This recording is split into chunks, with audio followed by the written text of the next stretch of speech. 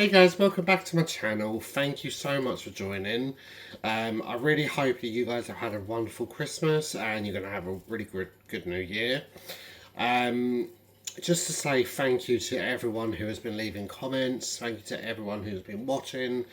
The past 2 years have been really incredible. I'm hoping 2026 you guys can help me get this channel off the ground, stratospheric, get it right up there.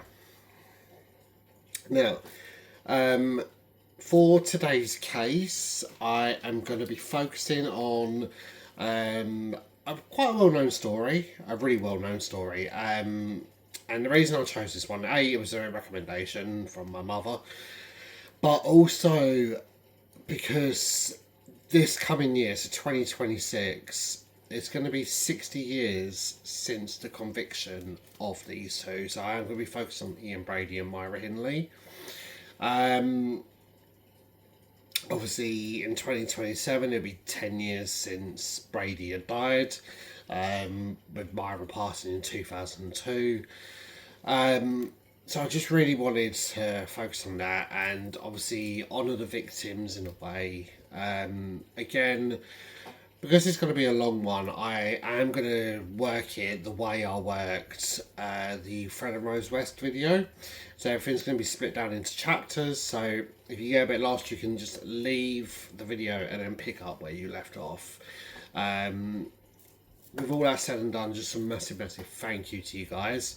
Now, also, if you follow me and you saw on my little page, you would have noticed I've got a new little fella. So, I still need you guys to help me name him. So, it's this little fella here. He's a lovely little sweetheart. I've only got one suggestion so far, guys, or two suggestions.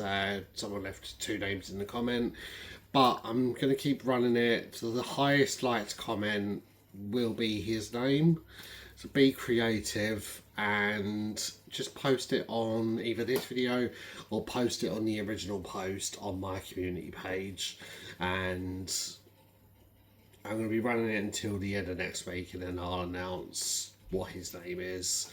But he's a gorgeous little boy, isn't he? Go on then, baby.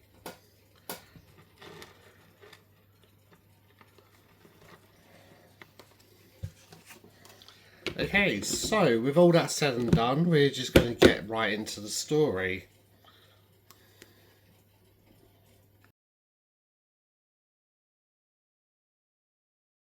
Okay, so in the first chapter we're going to be focusing on Ian Brady.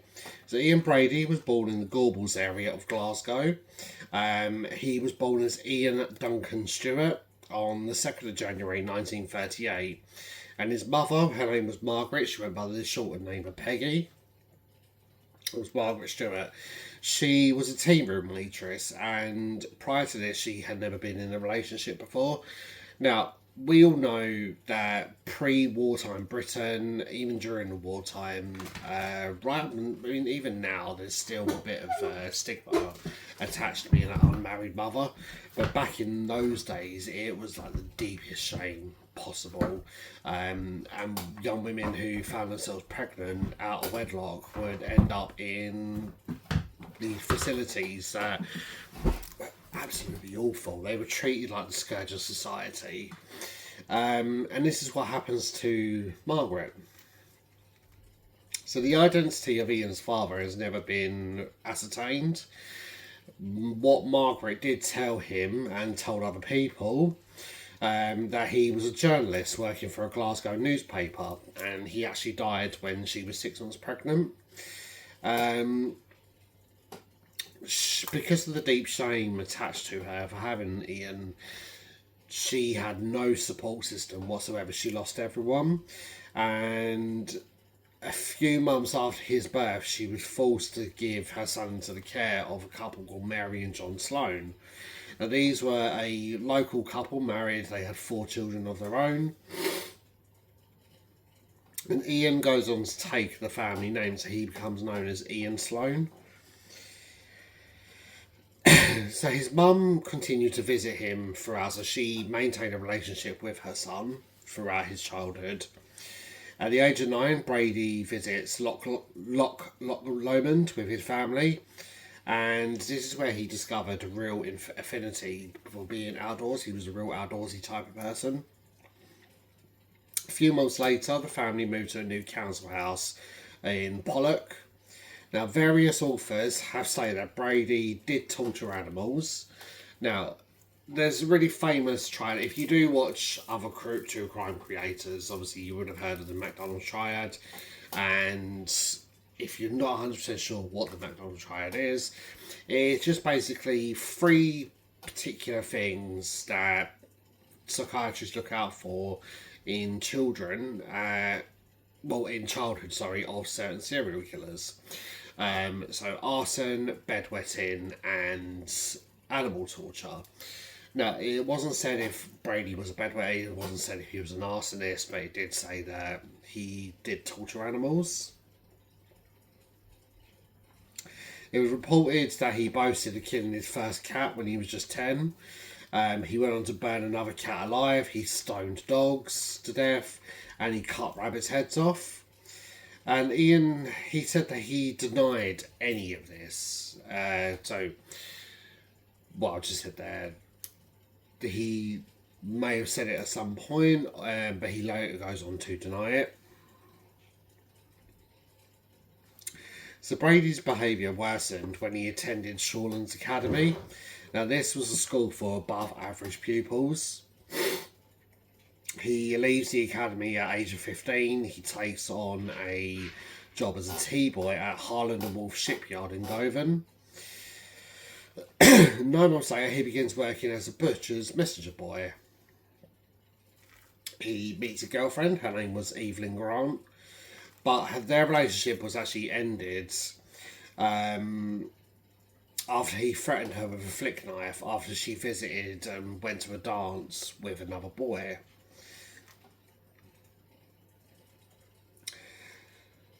He then faced court appearances with 9 charges against him, and shortly before his 17th birthday, he was placed on probation on a condition that he goes and moves back in with Margaret, his mother.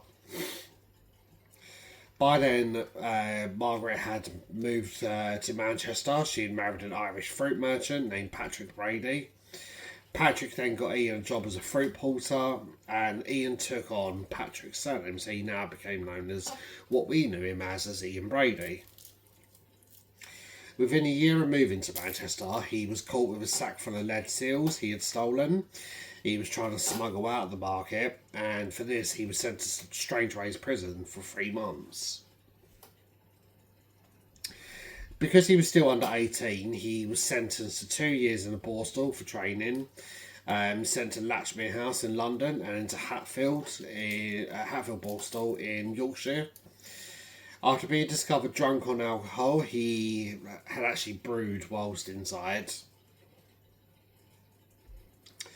He was then sent to a tougher unit in Hull. He was then released on the 14th of November 1957, where he returns to Manchester and he takes on a labouring job, and he said that he really, really hated being a labourer. He was dismissed from another job in a brewery. He then decided to try and better himself any way he could.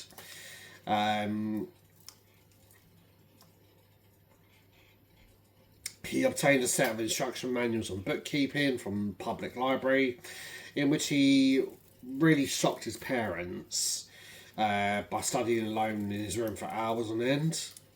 In January 1959, he applies for and offered a clerical job at Millward's Merchandising. So this was a wholesale chemical distribution company based in Gorton, and he was regarded by his colleagues as a quiet, punctual, but really short-tempered type of person. He read books, including Teach Yourself German, the really infamous book Mein Kampf, and he became really, really interested in Nazi atrocities. He was partially inspired by the life and works of French author Marquis de Sade, or Sade. I'm not sure how to pronounce that. My French isn't that great. If I've got any French language speakers here, then just let me know how the proper pronunciation of that is.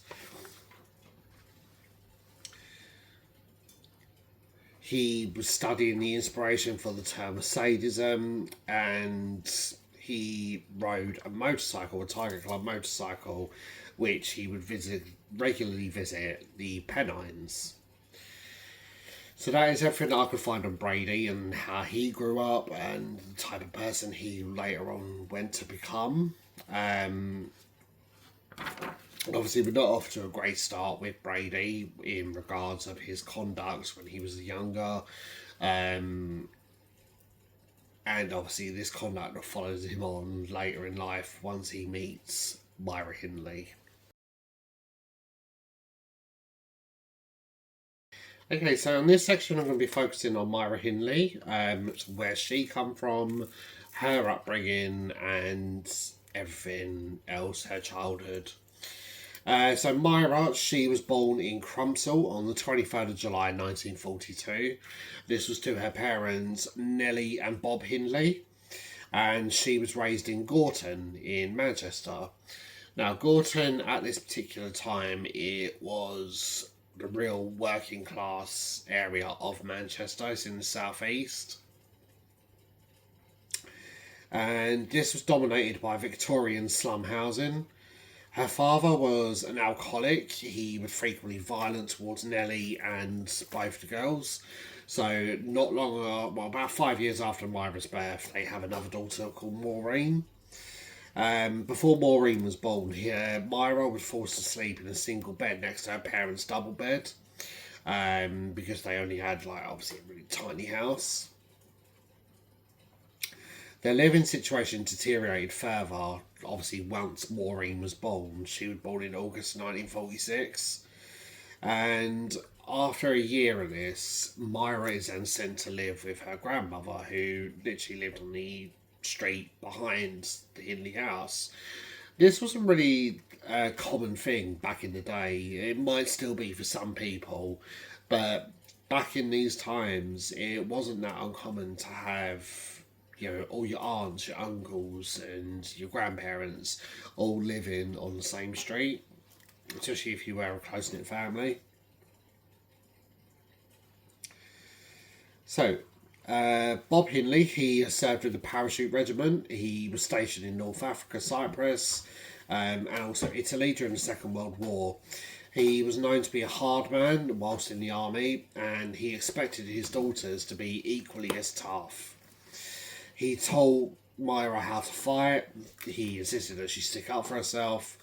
And around the age of 8 years old, Myra has an altercation with a young boy around the same age, and he scratches her cheek, and this is strong enough to actually draw blood. Myra, obviously understandably, she's only a little girl at this point. She starts crying, she runs home, and instead of being sympathetic and maybe even possibly going to talk to the boy's parents, Bob just tells her to go beat the living shit out of him. He also says that if she doesn't beat the shit out of him, he will beat the shit out of her. So, Hindley found the boy. She knocked him down with a load of punches, and she wrote later on, at 8 years old, I scored my first victory. A professor of forensic psychiatry, Malcolm McCulloch, he works at Cardiff University. He wrote that Hindley's relationship with her father brutalised her. She was not only used to violence at home, but she was actually rewarded for it on the outside. In June of 1957, Myra was now 13 years old. Excuse me, sorry guys. So Myra was now 13 years old. She was really close friends with a young boy called Michael Higgins. He was also 13. Michael invites Myra out to go swimming at a local reservoir. And she goes out with another friend instead, somewhere else.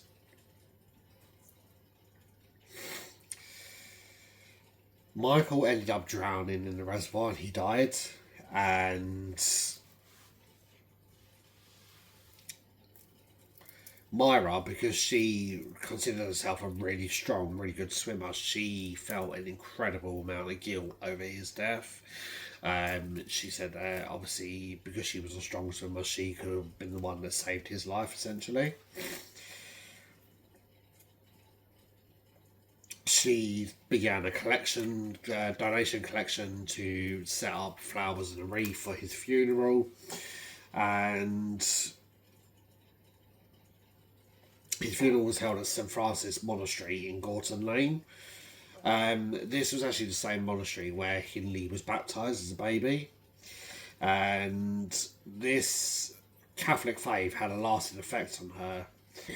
Hindley's father insisted she had a Catholic baptism, and Nellie, she agreed initially on the condition that her daughters wouldn't be sent to a Catholic school. She believed that all the monks there all they would teach was Catholicism. But Myra, increasingly, as she got older, she became drawn to the Roman Catholic Church. She started a Riderbrow Secondary Modern, and she began taking instruction from the formal reception into the church soon after Michael Higgins' funeral. She took confirmation and named Veronica and received her first communion in November of 1958. Her first job was as a junior clerk at a local electric firm. She ran errands, she typed, just basically the general sort of what we'd call like an office junior, basically. She was actually really well liked initially at this job, and even more so that when she lost her first wage packet, everyone while there, they put together a collection to raise enough money to give to her. At the age of 17, Myra became engaged after a short relationship, but she called it off several months later after deciding that the young man in question was too immature for her and he wasn't able to provide her with the life that she really wanted. She went on to take weekly judo lessons at a local school, and she found partners to be reluctant to train with her because she was actually too often really slow to release her grip.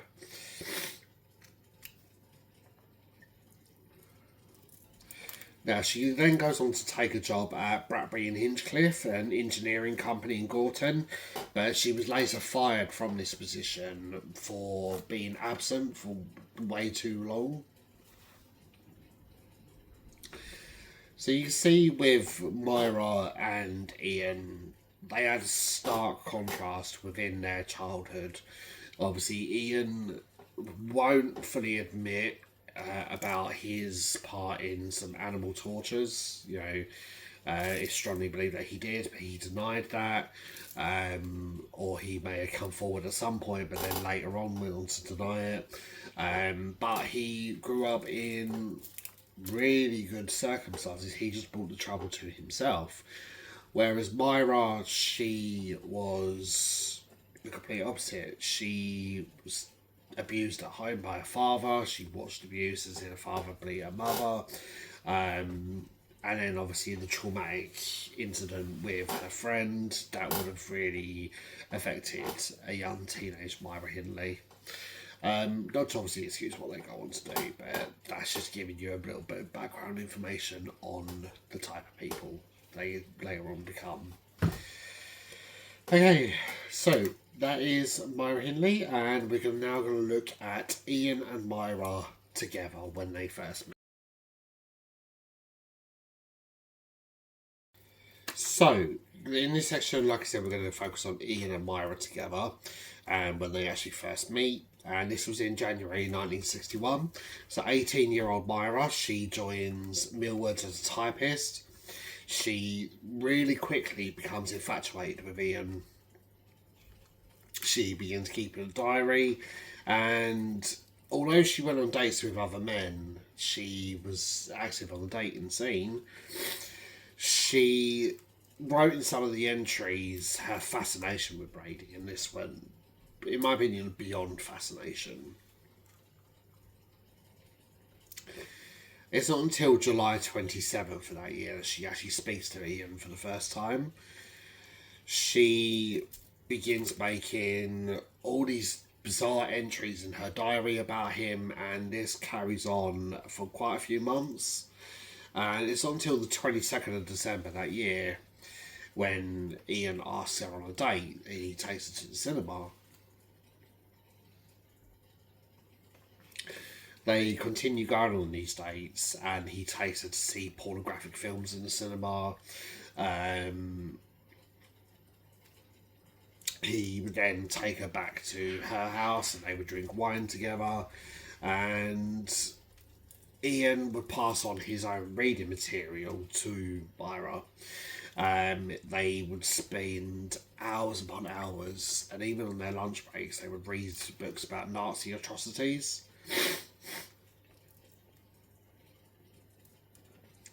She then adopted the persona that we all come to know, the bleach blonde peroxide young girl, because in her head that was the perfect Aryan woman. So if you don't know what I mean by that, is because of things that happened during World War II and the Nuremberg trials. Obviously Hitler wanted to create the Aryan race. And that basically meant, even though he was dark-haired, dark-eyed, he wanted everyone to have platinum blonde hair, bright blue eyes. And this is what she does. She dyes her hair bleach blonde. She begins wearing really thick layers of red lipstick. She would express concern at some aspects of Ian's character later on.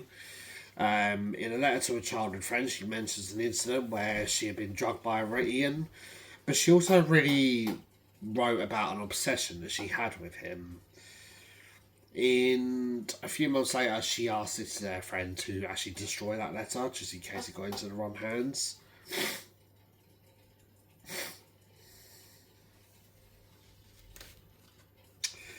Much later on, while she was incarcerated, Myra actually sent a 30,000 word letter to her probation officer. So this is when she was potentially coming up for parole, which we're going to get to later. Myra spent a long time trying to make a bid for freedom.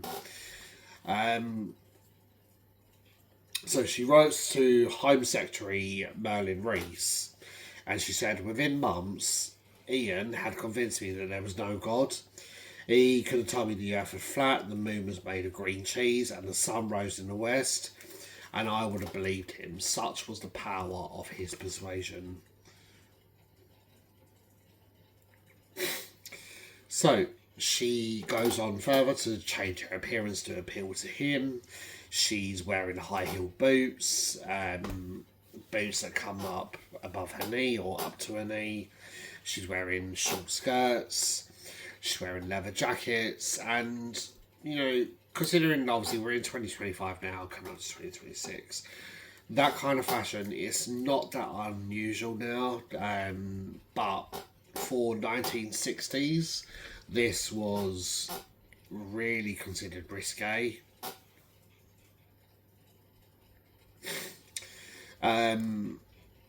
She and Ian, they begin further distancing themselves from their colleagues. They had less time speaking to their colleagues.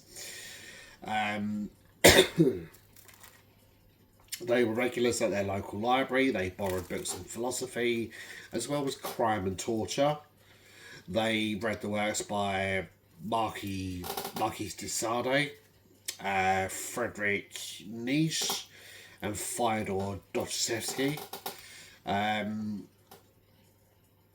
although Myra, she wasn't a qualified driver at this time. She actually passed the test on 1963, 7th of November 1963, and this was after failing 3 times.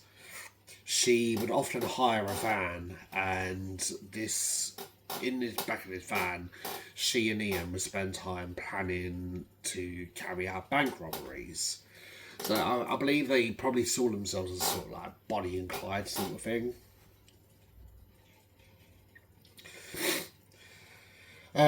Myra, she later befriends a man called George Clitheroe, and he was the president of the Rifle Club. And on several occasions, she visited 2 shooting ranges. And George, he was really puzzled by her interest in guns. But he arranged her to buy a .22 rifle from a gun merchant in Manchester, and she asked to join the local pistol club. She was a poor shot. She was incredibly bad-tempered at this. So George told her she was unsuitable. She did manage to purchase a Webley, a .45 and a Smith & Wesson 38 from various members of the club. And these guns were meant to be their ploy and to be used in their bank robberies. But luckily and thankfully, they didn't carry any of these plans out. They later become interested in photography. Brady already owned a really good camera, and he would take photographs of Myra and her dog Puppet. But he upgraded to a more sophisticated model. He purchased lights and darkroom equipment, and the pair took photographs of each other of the time that nowadays, with obviously the way the internet is and obviously OnlyFans being in existence, they wouldn't be seen as nothing. But obviously back in the 1960s, these would have caused a lot of shock because sex wasn't something that was widely discussed as it is today. For Myra, this demonstrated a marked change from her earlier really shy and prudish nature. She was now openly explicit. She, like I said, she was very risque in the way that she was dressing, and she attributes all of this down to meeting Ian. So Myra later said that Ian began talking about committing the perfect murder around the beginning of July of 1963. He often spoke to her about Maya Levin's Compulsion. So this was a book published in 1956 and later put on the big screen in 1959. The story tells a account of the Leopold and Loeb case. These were 2 young men from wealthy families. They attempted to commit the perfect murder of a 12-year-old boy, and they later on escaped the death penalty because of their age. Now, at this time, Ian, he had moved in with Myra and her grandmother in Gorton, and this was on Bannock Street. And on the 12th of July 1963, they actually murdered their first victim, 16-year-old Pauline Reed. Now, Pauline Reed, she had attended school with Maureen, Myra's younger sister. And she had also been in a relationship with a man called David Smith. So David was Myra's brother-in-law, so he married Maureen later on down the line. David had his own sort of like small checkered history. He had already had 3 convictions. In 1963, he was 15 years old. He already had his own convictions. It's not said what these convictions were. Obviously, they weren't as serious as what Myra and Ian tried to introduce him to. But they were enough to be put on his record.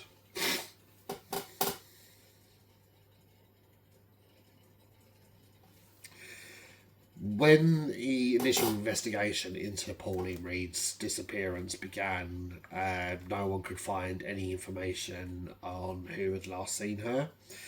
And even though David was among the people that were questioned by the police, he was cleared of any involvement. No one at this time suspected Myra and Ian. The next victim was 12-year-old John Kilbride. He was lured away from a market in the town of Ashton under Lynn on the 23rd of November in 1963. He was taken to the Saddleworth Moor, and this is where he was murdered. His body was later buried on the moor. A huge search was undertaken, 700 statements taken, 500 missing posters were printed out. But after he failed to return home 8 days later, 2,000 volunteers, they went through the waste ground, derelict buildings. Myra, that particular week, she hires a new car, and on the 21st of December, to make sure that the burial site hadn't been disturbed, she would drive up there and repeatedly make these checks to make sure that she wasn't going to be discovered. In February 1964, she bought a second-hand Austin Traveller, but she later changed this for a mini pickup.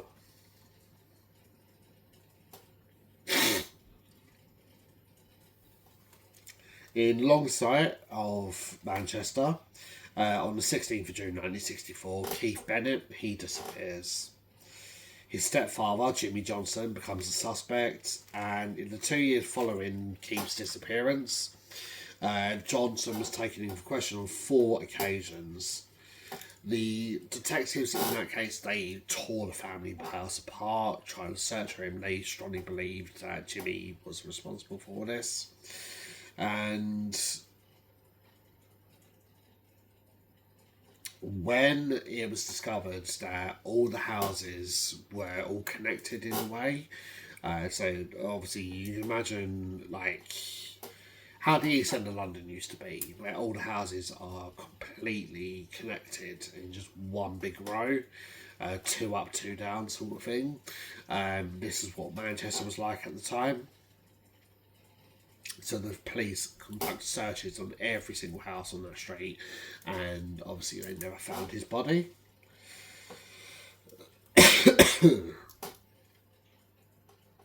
So, Maureen Hindley, she marries David Smith on the 15th of August 1964. The marriage was arranged and performed at a registry office. No one in the family, Maureen's side anyway, and none of the Hindley members actually attended the wedding. Myra did not approve of the marriage, and Nellie, she was actually really embarrassed because Maureen was 18 years old at the time, and she was actually 7 months pregnant while she was marrying him, and David was 16 at the time. The couple then moved into David's father's house on Ancoast District, and they were then given a tower block flat in the new Hattersley Overspill. Now, the very next day after the wedding, Myra goes round to visit her sister, and Ian has the suggestion that they go out for a drive, and they go take a trip to Windermere. This was actually the first time that Ian had met David, and vice versa.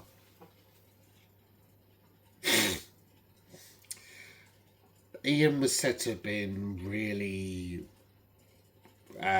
impressed by David's demeanour. He said that he was quite mature for a 16-year-old, and the two talked about society, the distribution of wealth, and Ian begins talking about robbing a bank, and David just goes along with this. David, he was instantly impressed by Brady,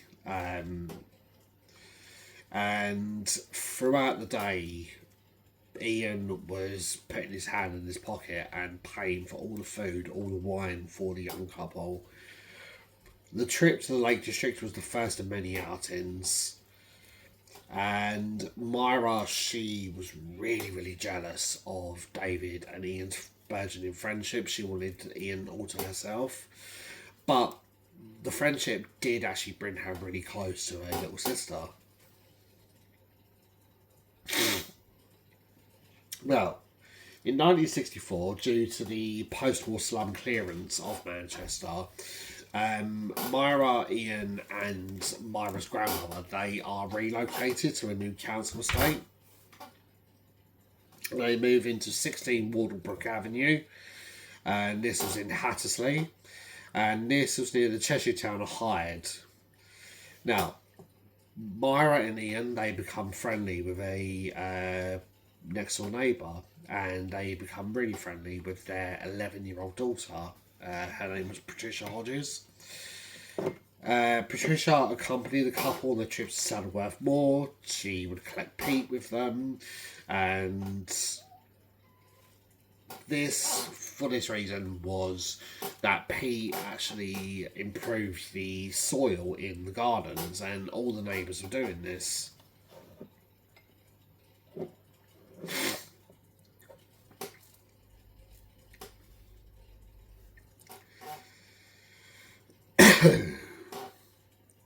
Now, the couple, obviously, they never actually laid a finger on Patricia because, obviously, where she lived so close to them, it would raise too much suspicion. And, obviously, her parents probably knew that she was going out with Myra and Ian, which is kind of weird in a way, looking back on it. I mean, obviously, it would have been different times, very, very trusting. But, I don't know, I find that weird that parents, even back in the 1960s, would happily let two people take out their 11-year-old child by themselves. Yeah, it just doesn't make any sense to me, but I didn't grow up in that era. If any of you watching that did grow up in the 1960s, then let me know about your experiences, if this was something that was a regular occurrence in your street, because obviously, I grew up in the late 90s, early 2000s. That was my childhood. And obviously, stranger danger was a real big thing at that point. And obviously, still is today, massively today. But yeah, back in the late 90s, early 2000s, it was a really big thing. Right, sorry about that, guys. Let's get back on. So, early Boxing Day 1964, Myra leaves her grandmother at a relative's house. She actually refuses to let her grandmother back in the house on that particular night. That particular night was the night that 10-year-old Leslie Ann Downey was kidnapped from a fun fair. She was taken back to Myra and Ian's house and subjected to the most inhumane and awful treatment. We're going to talk about that a little bit later on. Now, despite a huge search, she was never found. Alan West, her stepfather, he was treated as a suspect by police, repeatedly questioned over her disappearance, but no evidence was uncovered, and the disappearance was remained unsolved for almost a year after. The following day, so the 27th of December 1964, sorry, Myra allows her grandmother to come back home. So, by February 1965, Patricia Hodges, the 11-year-old neighbour, she had actually stopped visiting Wardlebrook, but David Smith, so Myra's brother-in-law, he was still a regular visitor. Ian gave David a lot of books to read. They went on to discuss more robberies and also about committing murders.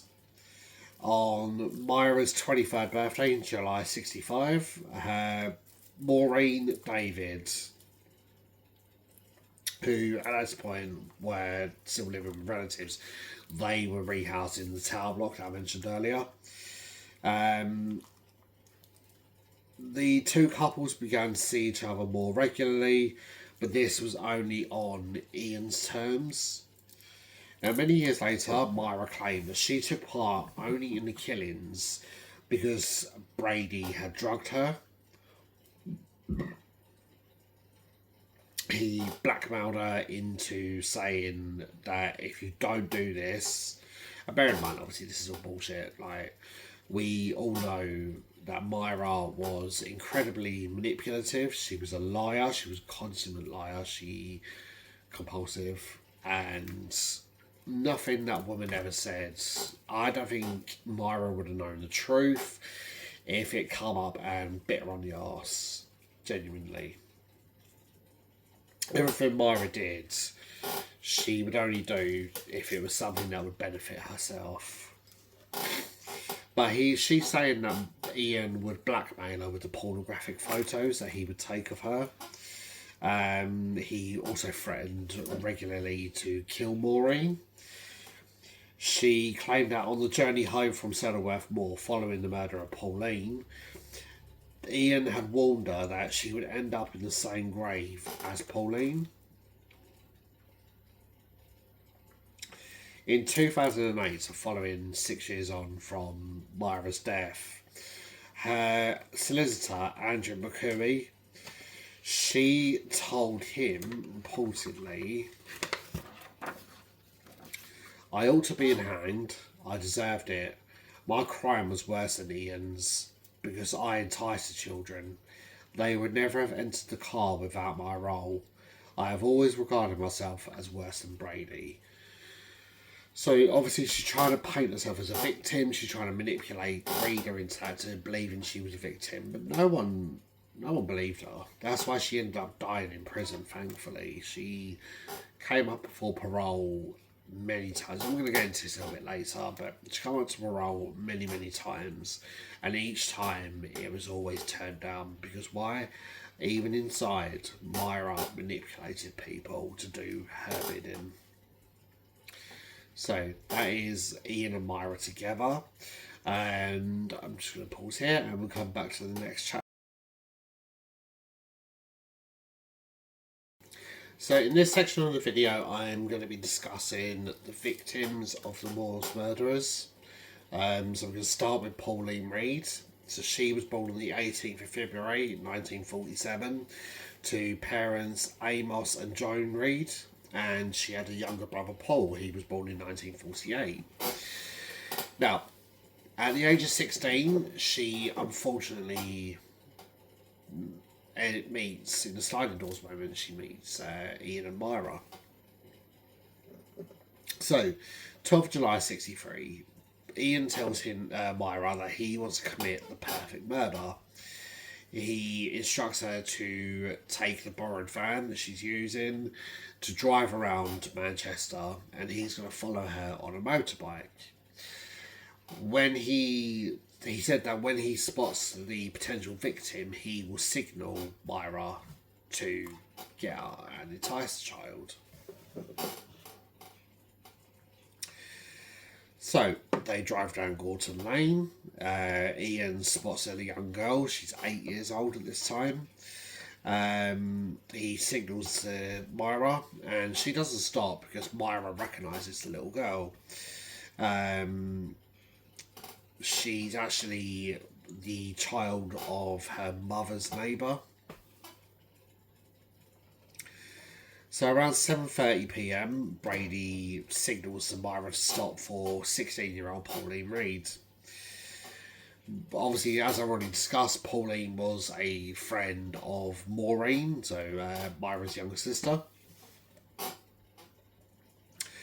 And this was on Froxmore Street, and Pauline, all she was doing was she was on her way to a dance.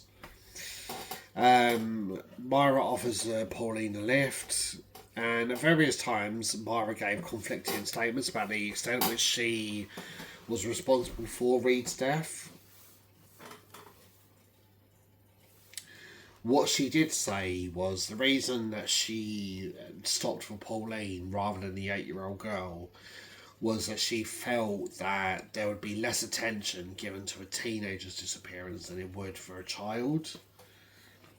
This doesn't obviously stop her from going on to be responsible for the deaths of 3 children after this.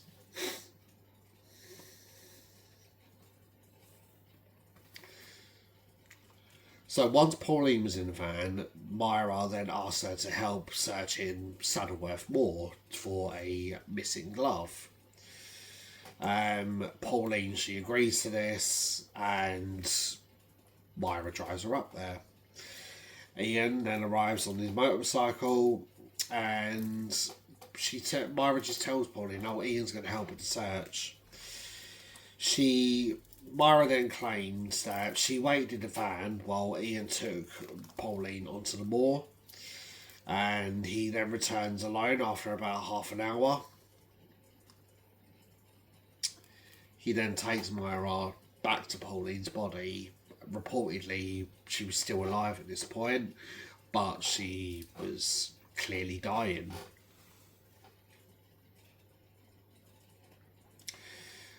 Pauline's clothes were laid in disarray. She had been almost decapitated. She had 2 really deep cuts to her throat. And this included a 4-inch incision across her voice box.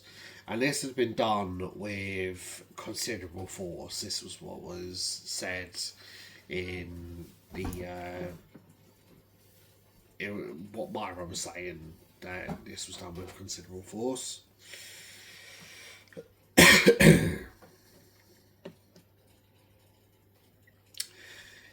In this wound, the collar of her jacket had been actually stuffed into the wound. When Myra asked Ian whether he had raped her, Ian replied, "Of course I did. Like that was completely normal, like it was completely acceptable. Like it was, an everyday occurrence that these sort of things happen." So Myra stayed with Pauline as she lay dying, whilst Ian went and fetched a shovel. And he then returns to the van.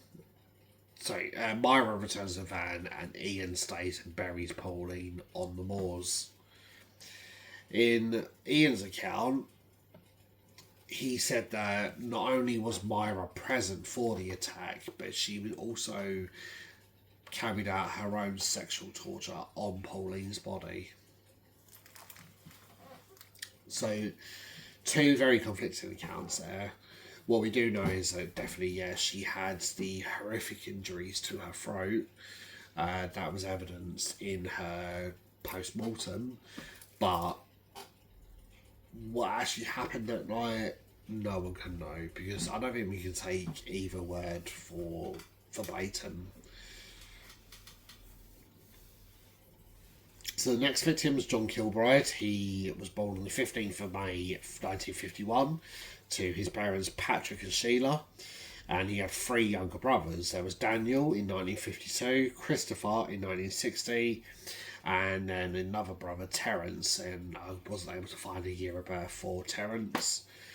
In the early evening of the 23rd of November 1963, Mark in Ashton-under-Lyne, Brady and Hindley offer 12-year-old John a lift home. They promise him a bottle of sherry. And like a child would actually want to drink sherry. I've never tried it myself, but I've not heard good things about sherry. If there's any sherry drinkers watching this, let me know what it's like. But I've not actually heard good things about it, so I've never actually tried it. But I can't imagine that a teenager, obviously had a little bit of alcohol when I was that age. I'm sure many of you had, the alcohol choice was, stuff that was a bit fruity. I don't think sherry is a very fruity drink. So, Myra at this point, she had hired a Ford Anglia, and Ian said that they have to make a detour to their home for the sherry. Ian then makes another suggestion, and he says to Myra, "Oh, didn't you lose a glove on Saddleworth Moor?" Myra's like, "Yeah," so they end up driving to the moors. When they reach it, Ian takes John out of the car and Myra waits inside. Brady sexually assaults John, tries to slit his throat with a blade, and then strangles him with either a shoelace or a string. He buries John's body on the moors. Later on, he gets Myra to pose on the grave holding her dog Puppet. So you can see the picture here that I'm going to be posting. Incredibly chilling, knowing that she's standing there looking at the grave of one of her victims, and this woman had the cheek to say that she wasn't responsible for any of this. So the next victim was Keith Bennett. He was born on the 12th of June 1952 to Winnie Johnson and her first husband. He grew up with siblings Alan, Ian, Margaret and Sylvia, and he also had a stepsister called Susan, who was born to his stepfather Jimmy Johnson. So early in the evening of 16th of June 1964, Myra asked 12-year-old Keith, who was literally just walking to his grandmother's house at this point. She asked him for help loading some stuff into her car. And she would then drive him to his grandmother's house after this. Now, in the back of the van waiting was Ian. Again, they drive up to Saddleworth Moor, and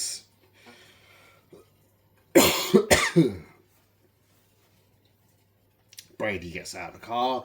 He takes Keith with him, and again, this is all under the pretense of finding that lost glove.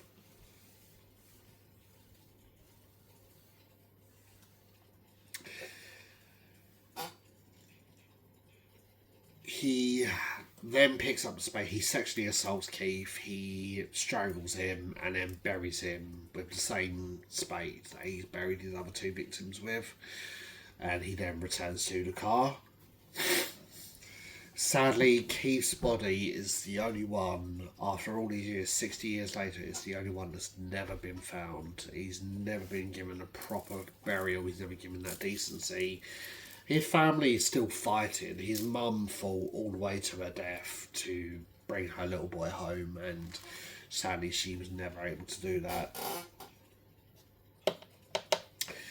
The next victim, her name was Leslie Ann Downey, so I spoke a little bit about her in the previous section. She was born on the 21st of August 1954 to her parents Alan and Anne. She had two brothers called Tommy and Terry. On Boxing Day, December 1964, Ian and Myra, they visit a fun fair in Ancoats. They then noticed 10-year-old Leslie. And it looked to them as if Leslie was completely alone. They approach her, they deliberately drop some shopping, and they ask her for help to taking the packages back to the car. They kidnap her, they take her back to the grandmother's house. So you noticed earlier I said about that Myra on Boxing Day of this year, she refused to let her grandmother home. This was why. At this house, the 10-year-old girl, she was undressed, she was gagged, she was forced to pose for naked photographs. She was then raped and then murdered. The whole entire ordeal that a little girl went through was caught on tape. The whole thing was recorded. Police said that whilst listening back, the song Little Drummer Boy was playing in the background. Both Myra and Ian are clearly heard on the tape. Leslie is heard begging for her life. She's begging to be reunited with her mum.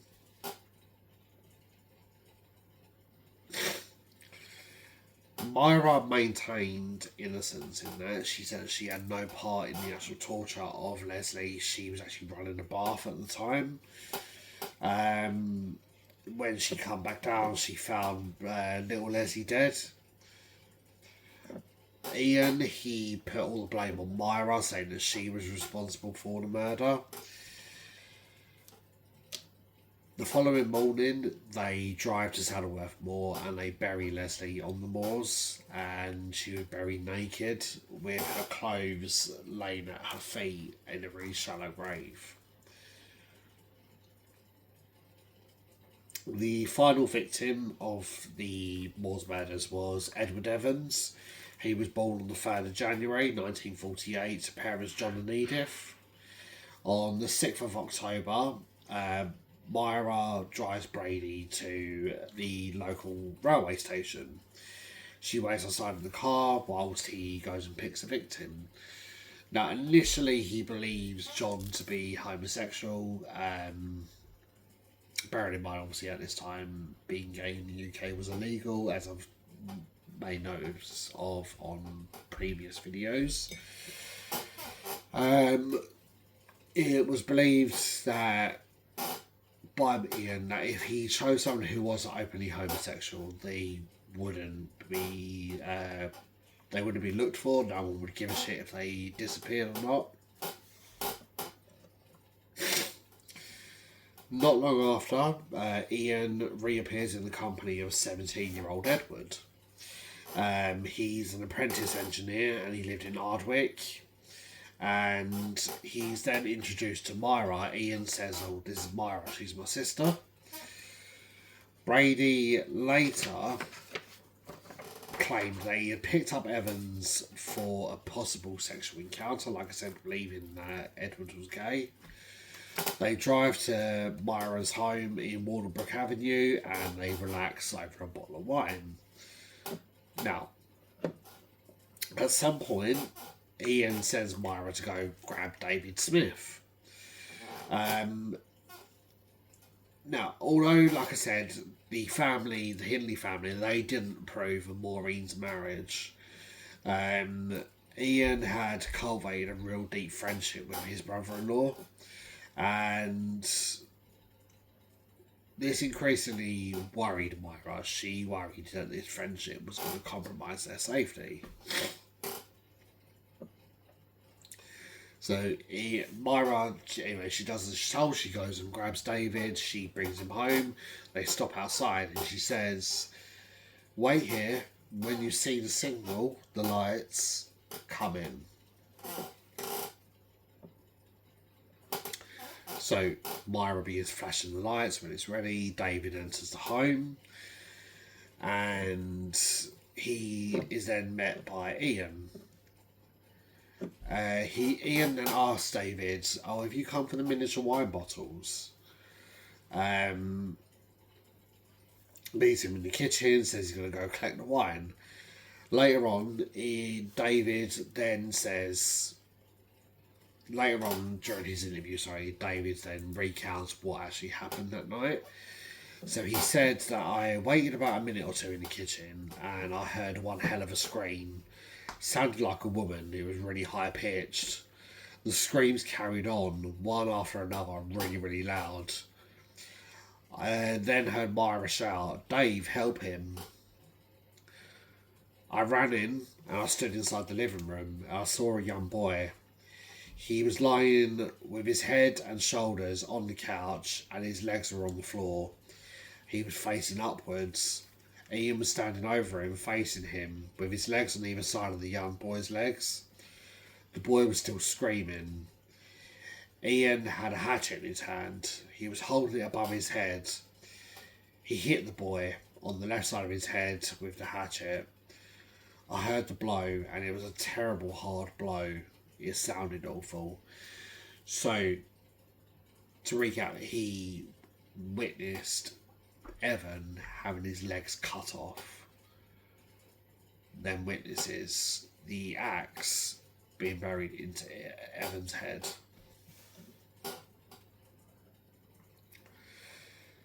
Not satisfied with this severe depravity, Ian then strangles Edward Evans with electrical cord. And Ian actually trips over at this point. He actually rolls and sprains his ankle.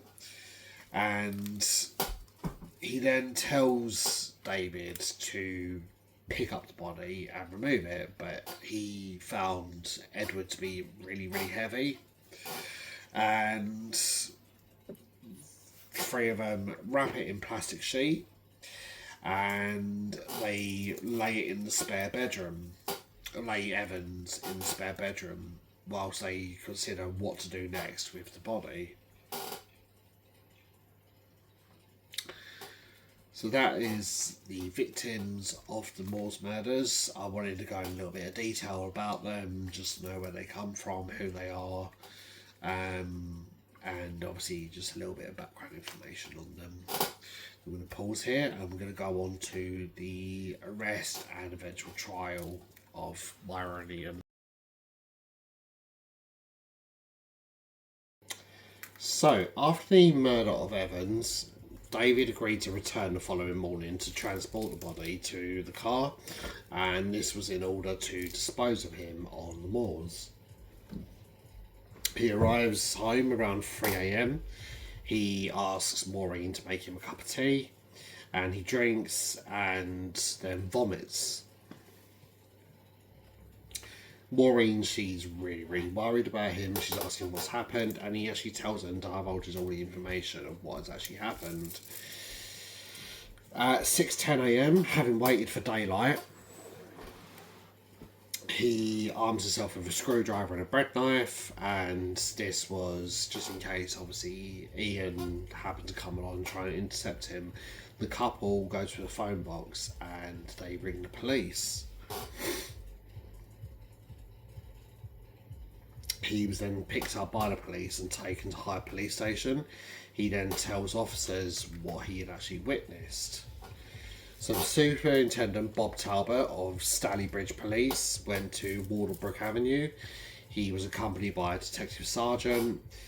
They disguised themselves as bread deliverymen, and he knocks on the back door. Myra answers, and they ask her if her husband's home. She denies to them that there's any man living there. She says, I'm not married, there's no man here, it's just me and my grandmother. Bob identifies himself, and Myra, she invites him in, and he comes in and he spots Ian laying on a divan in the living room. Ian, at this point, he's writing a letter to his employee about his ankle injury. Now, Bob explains that he was investigating an act of violence involving guns, and this was reported to have taken place in this property. Myra denied there had been any violence. She allowed police to look around the house, and police then asked her for a key to the locked room where Edward Evans lay. Myra lies. She says that the key is at her place of employment, and police officers take her there to retrieve it. But Ian just says to her, Myra, hand it over, like give it to them.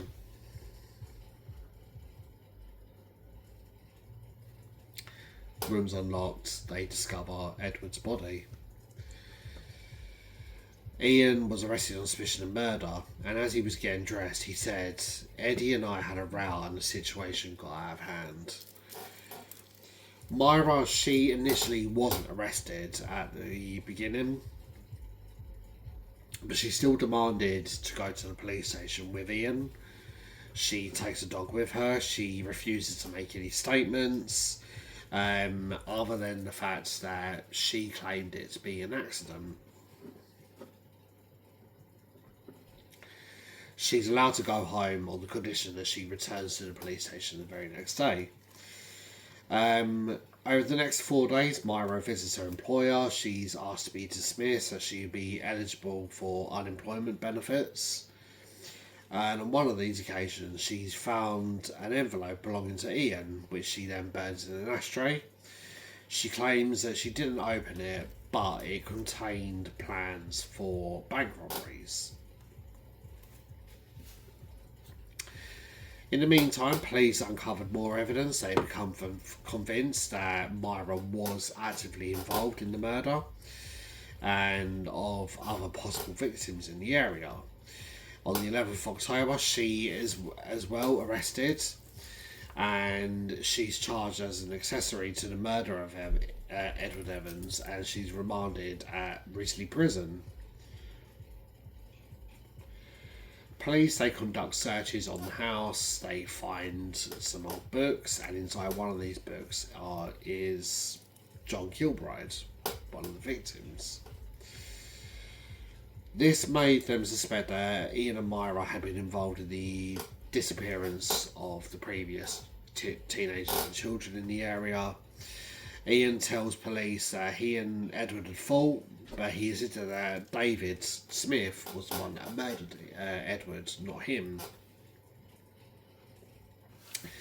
He then says that Myra only did what she was told.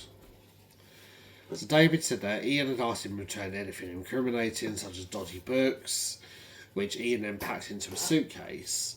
He had no idea what else the suitcase held or where it might be, but he mentioned that Ian had an affinity with railway stations.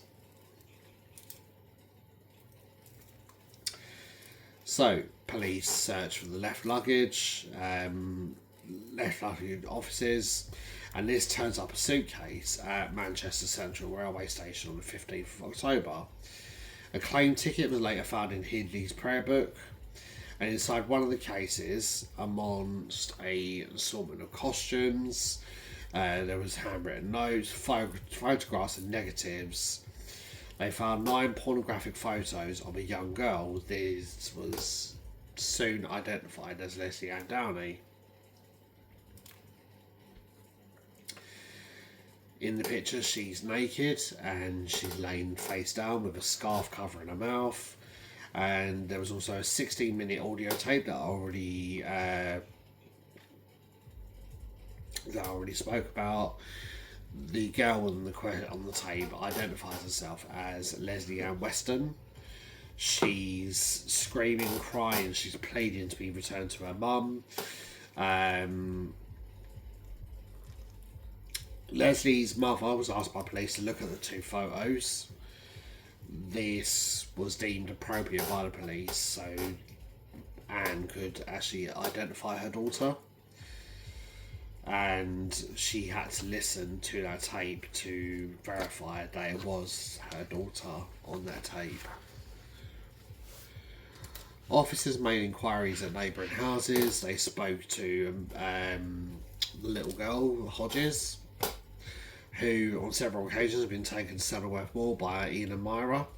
She was able to point out their favourite sites along the A635 road.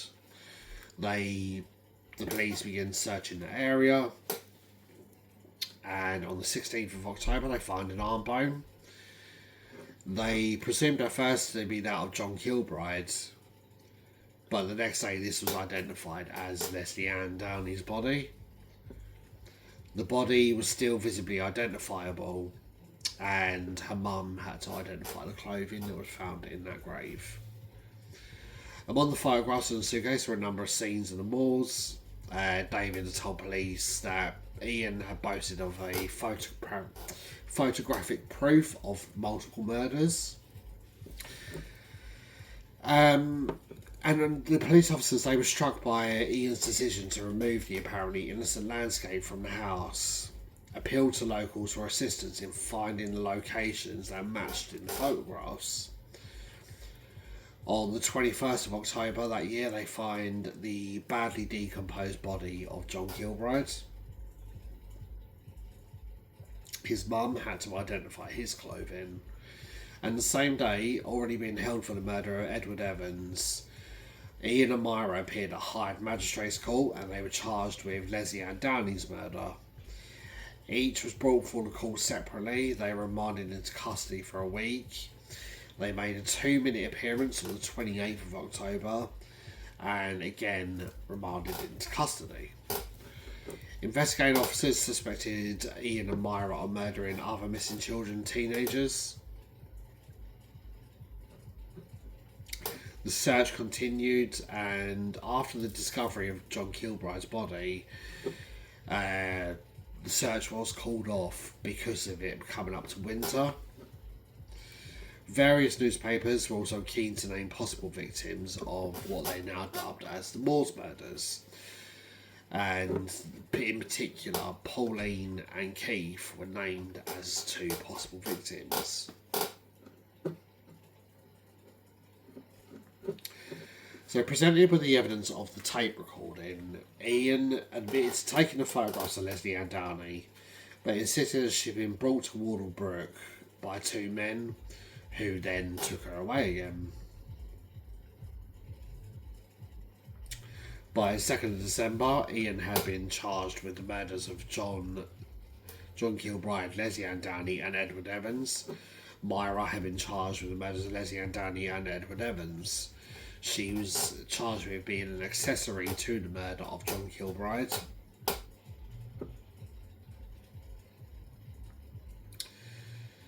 She was also charged with harbouring Ian Brady and being in the knowledge that he had actually killed John. The prosecution's opening statements were held in chambers rather than open court. Defence asked for a similar stipulation, but this was refused. Proceedings continued before 3 magistrates at Hyde over 11 days that December. The pair were committed for trial at Chester Assizes. Many of the photographs taken by Myra and Ian on the moors featured Puppet the dog. This was sometimes as a puppy, sometimes as she was a bit older. To help date the photographs, a vet surgeon examined the dog to determine the age. However, the examination required a general anaesthetic. Puppet sadly never recovered from this and passed away. Myra was absolutely furious when she heard this news, and she even had the cheek and the nerve to call the police officers murderers. Which again, obviously we are really emotionally attached to our animals, but to actually say the word murderer when you're facing charges of being a murderer is very, very rich, very pot calling the kettle black. This was noted as one of the only times that Myra showed any sort of emotion. Myra then wrote a letter to her mother. I feel as though my heart's been torn to pieces. I don't think anything could hurt me more than this. The only consolation is some moron might have got hold of Puppet and hurt him. The 14-day trial, this began in a specially prepared court at Chester Assizes before Mr. Justice Fenton Atkinson began in April of 1966. Dock was fitted with bulletproof glass. This was out of the fear that someone may try and assassinate both Myra and Ian. This was due to the strong public outrage to their crimes. Other elaborate security precautions included a public address system costing $2,500, £500 worth of telephone equipment. Journalists were flying in from different countries around the world, flying in to cover this case. And onlookers, some travelling for hours, would stand outside the courts every day during this trial. So, Myra and Ian, they were charged with murdering Edward Evans, John Kilbride and Leslie Ann Downey. The Attorney General, Sir Elwyn Jones, led the prosecution, assisted by William Mars Jones. Ian was defended by Emlyn Hooson QC. and Myra was defended by Godfrey Helpen, QC. David was the chief prosecution witness. Now, sadly, before anything happened with the trial, David was approached by the News of the World. They offered him £1,000, which, by today's standards, is not that much. But back then, this was a huge amount of money. And what they wanted was the rights to his story. The American People magazine made a competing offer for £6,000. When David accepted the News of the World offer, his editors had promised an additional future payment for syndication and serialisation, and he agreed to be paid £15 a week until the trial. He was agreed to a £1,000 lump sum if both Ian and Myra were convicted. During the trial, the judge and defence barristers repeatedly questioned David and Maureen about the nature of the arrangement. And at first, David refused to name the newspaper, but he eventually divulged his information when he found that he was in contempt of court.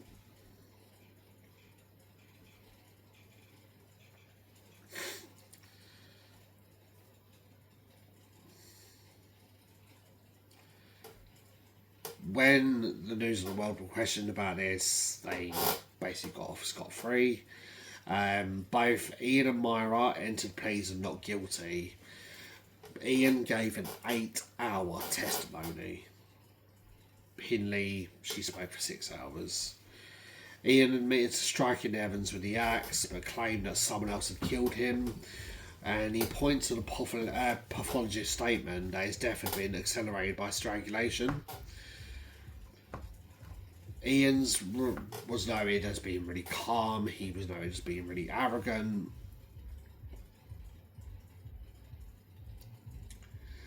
Myra, she denied any knowledge that the photographs of Saddleworth Moor found by police had been taken on the victims' graves. The 16-minute tape recording of Leslie Ann Downey, which the voices of Ian and Myra clearly heard, this was played in open court. Myra admitted that her attitude towards the little girl was brusque and cruel, but claimed it was only because she was afraid that a neighbour would hear the little girl screaming. She claimed that when Downey was being undressed, she herself was downstairs, and when the photographs were taken, she happened to be gazing out the window. When it happened that Downey was actually killed, she was killed by strangulation. Myra conveniently was running a bath. On the 6th of May, having deliberated for a little over 2 hours, Ian and Myra, they were found guilty of all 3 murders. As the death penalty for murder had been abolished only 6 months previous to this, the judge passed the only sentence that the law could allow was life imprisonment. Ian was given 3 concurrent life sentences, Myra was given 2, plus a concurrent 7-year term for harbouring Ian and being in the knowledge that he had murdered John Kilbride. Ian was taken to HM Prison Durham and Myra was sent to Holloway. In his closing remarks, Mr. Justice Atkinson described the murders as truly horrible, and he said that Ian and Myra were the most 2 sadistic killers of the utmost depravity. He recommended that they spend a very long time in prison.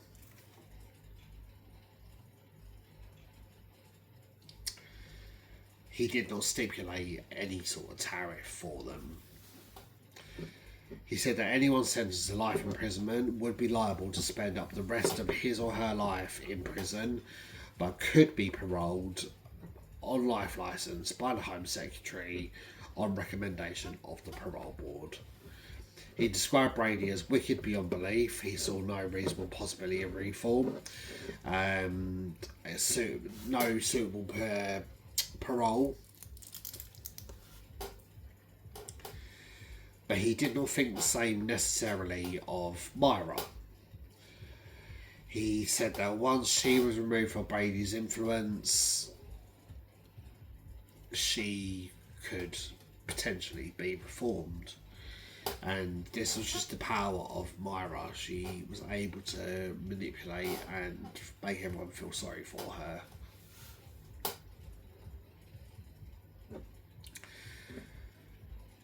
Throughout the trial, Myra and Ian stuck rigidly to their strategy of lying, and Myra was later described as a quiet, controlled, impassive witness who lied remorselessly. I don't think she definitely wasn't a witness. She knew what was going on. She took part in what was going on. She was complicit in what was going on. To call her a witness, just label her as a witness, it's a slap in the face for the victims' families and just absolute dishonour on the victims themselves.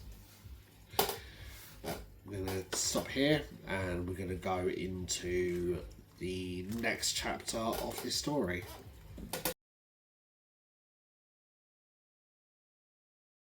So after the trial, David Smith, he became absolutely hated by the community in Manchester. He was hated for financially profiting off the murders, and there was a public suspicion that he had a lot more of a bigger role to play than what he disclosed. During the trial, Maureen was 8 months pregnant with her second child. The couple previously had a daughter, and the daughter later died of sudden infant death syndrome, and she later went on to have 3 boys with David. So she was pregnant with her second child at this time. So at 8 months pregnant, she's attacked in the lift of the building where she and David both lived. The home was vandalised and they regularly received hate mail. And Maureen said that she couldn't let the children out of her sight when they were little because she was scared that someone was going to harm them the way Myra had harmed their children. After declining to prosecute the News of the World, General Sir Edwin Jones came under political pressure to impose new regulations on the press. He was reluctant to legislate on this, but he accepted an offer to the Press Council to produce a Declaration of Principle. This was published in 1966. This included rules forbidding criminal witnesses to be paid or interviewed. But the News of the World rejected the declaration, and the council had no power to enforce this provision. In an attack, David stabbed a man. He claimed he was triggered by the abuse he had suffered from the trial, and this man, in an unprovoked attack, had hit him. David retaliated by he was carrying a knife at the time, and he ended up stabbing him. David was sentenced to 3 years imprisonment in 1969. That same year, the 3 boys were taken into custody of the local care authority. Maureen, she moved from Underwood Court to a bedsit. She found work in a department store. And she was subject to whispering campaigns and petitions to remove her from the estate where she had lived. And she received absolutely no support from her family whatsoever at this point. Their mother, Nellie, actively supported Myra during the trial. When Maureen gave her evidence that essentially sealed Myra's fate in the eyes of Nellie, she disowned Maureen completely. It wasn't until the 1970s, the very early 1970s, that mother and daughter actually regained any sort of contact with each other. After his release from prison, David moved in with a 15-year-old girl. and she became his second wife, and he won custody of his 3 sons. Maureen, like I said, she managed to repair the relationship. She moves into a council property in Gordon. She divorces from David in 1973, and she goes on to marry a lorry driver, Bill Scott, with whom she went on to have a daughter. Maureen died in 1980 from a brain hemorrhage, and Myra was allowed to visit her in hospital, but she went on to arrive an hour after Maureen's death.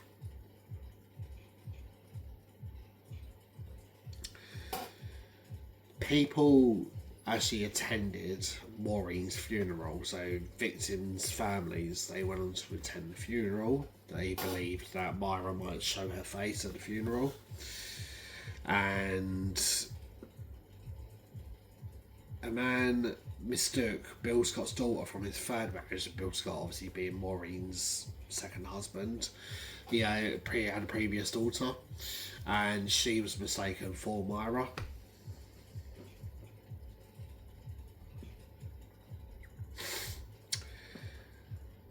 One of the victim's mothers, Sheila, she said that if Myra ever comes out of jail, I will kill her. This was a threat repeated by her son Danny. In 1972, David was acquitted of the murder of his father, who had been suffering from terminal cancer. He pled guilty to manslaughter and was sentenced to 2 days detention. He remarries and moved to Lincolnshire with 3 sons. He was exonerated as part of Myra's confession in 1987. In 2011, he co-authored the book Witness, and David later died from cancer in Ireland in 2012. After Pauline Reed's murder and the conviction, Pauline's mum, Joan, she was admitted to Springfield Mental Health Hospital in Manchester. She was actually present at the funeral of her daughter in 1987, so it took 20 years for them to find Pauline's body, and her mum had to be sedated to go to that funeral.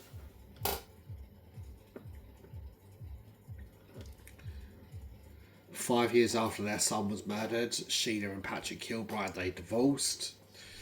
And West, the mother of Leslie Ann Downey, died in February 1999 after a really long battle with cancer. She had been at the centre of a campaign to ensure that Myra stayed behind bars for the rest of her life. And the doctor said that the stress of her campaign work was an attributing factor to how aggressive her cancer was.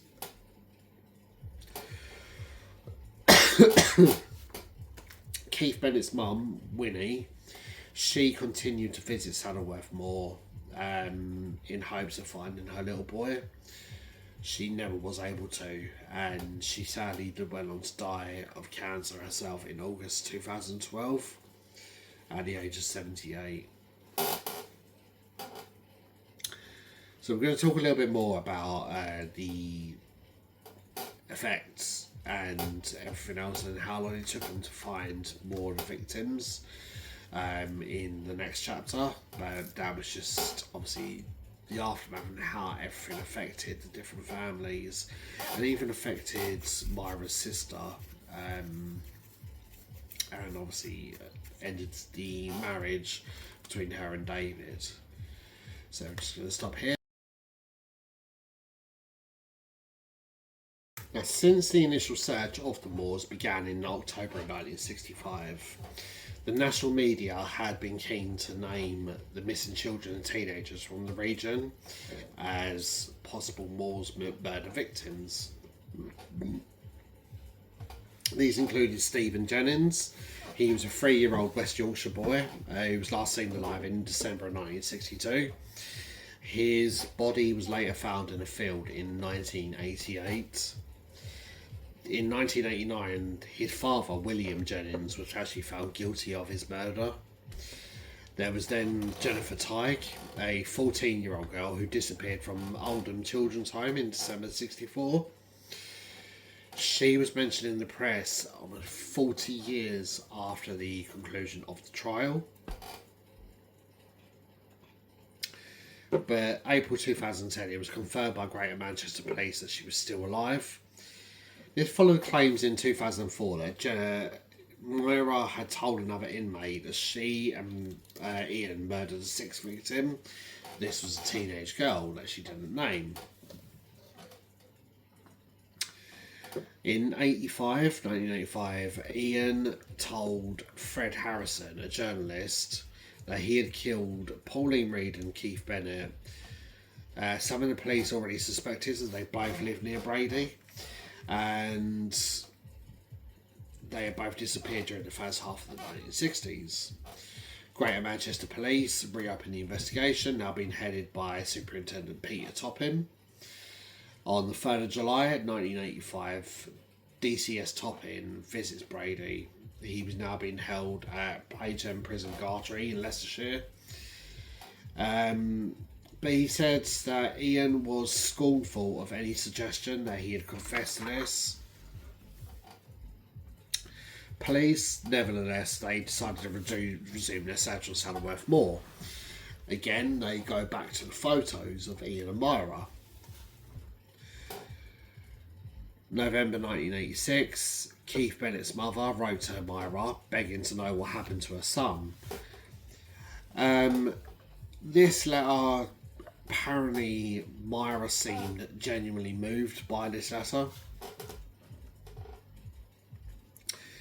The letter closed with, "I am a simple woman. I work in the kitchen of a Christie hospital. It has taken me 5 weeks labour to write this letter because it is too important to me that it is understood by you for what it is. It's a plea for help. Please, Miss Hindley, please help me." Police later visited Myra. She was now in prison, Hayden Prison, Cookenwood in Kent, a few days after she received this letter. She refused to admit any involvement in the killings, but she agreed to help look at the map and look at the photographs.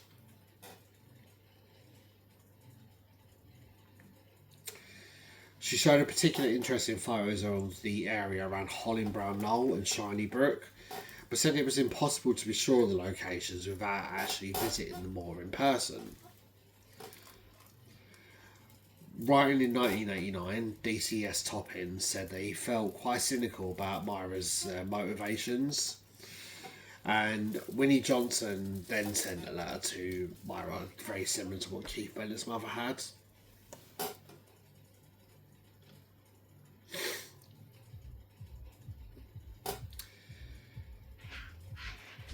Myra said that she was a bit precautious about Brady's mental health and was concerned he might cooperate with the police and might actually get public approval benefit from this. So, on the 16th of December 1986, Myra made the first of 2 visits to assist the police with their searches on the moor. Police closed all roads. They patrolled by 200 officers. Some of these officers were armed. Myra and her solicitor left Cookenwood at 4:30 a.m, flew to the moor by helicopter. They were then driven and walked around the area until 3 p.m. that following day. Hindley had difficulty connecting to what she had in her memory.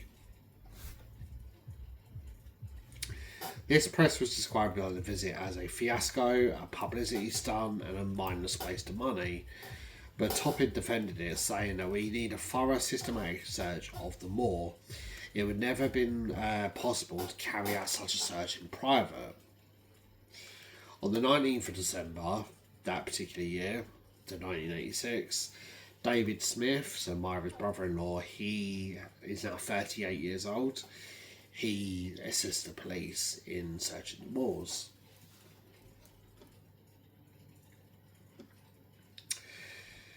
DCS Toppin continued to visit Myra in prison, along with her solicitor, Michael Fisher, and her spiritual counsellor, Peter Timms. He had previously been a prison officer, or prison governor, sorry, before becoming a ministerial servant.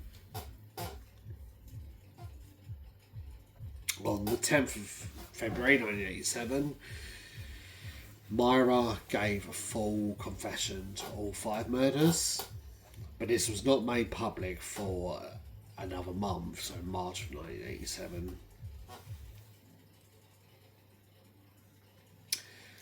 She was interviewed for 17 hours to get all the full details.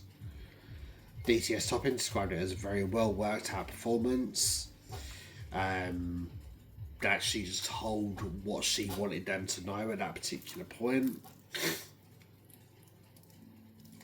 He added he was struck by the fact that, by Myra's account, she was never actually present during the attacks. She was never present when the children were murdered. She was always in the car. She was over the hill somewhere. She was in the bathroom, and even in the case of Edward Evans' murder, she happened to be in the kitchen. He said that he felt that he had witnessed a really great performance rather than a genuine confession. DCS Topping was also among those who would go to publicly express doubt on whether Myra actually had any remorse. A few months later, in 1987, and over a few month period of that particular year, interest in the search waned off. But Hindley gave a clue to a focused area on the moors. On the 1st of July, more than 100 days of searching, they finally found, so on 1st of July 1987, they finally find Pauline Reed's body. She was buried 3 feet below the surface, 100 yards from where Leslie Ann Downey had been found. And in November of 2017, so would that be 30 years after her murder, it was found out that the University of Leeds had actually kept some body parts of Pauline's, including her jawbone. So obviously police had to go there and collect these. The university offered an apology to Pauline Reed's family.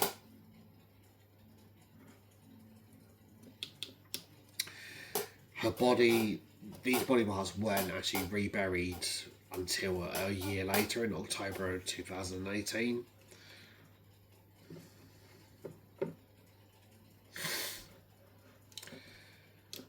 Ian, he had actually been cooperating with the police for some time, and when the news reached him that Pauline had been found, he decided to help a little bit further. He is then taken to the moor on the 3rd of July, but it seems that Ian lost his bearings. He blamed the changes in the intervening years, and by 3 p.m. that day, the search was called off. And this was also due to the fact that a large public presence had formed on the moors.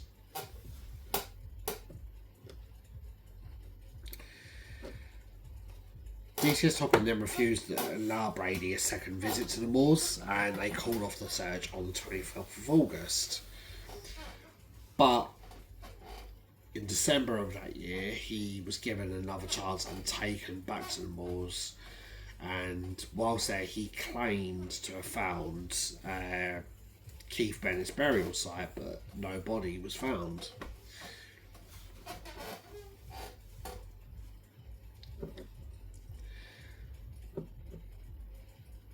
During this time, Brady writes letters to the BBC. He gives some sketchy details about another 5 murders that he claims to have taken part in. This was a man in the Piccadilly area of Manchester, another victim buried on Saddleworth Moor, 2 bodies in Scotland, and a woman whose body he allegedly dumped in the canal. The police failed to discover any unsolved crimes matching these details, and decided that there were insufficient evidence to open an official investigation. Myra later tells the police that she knew nothing of Ian's claims.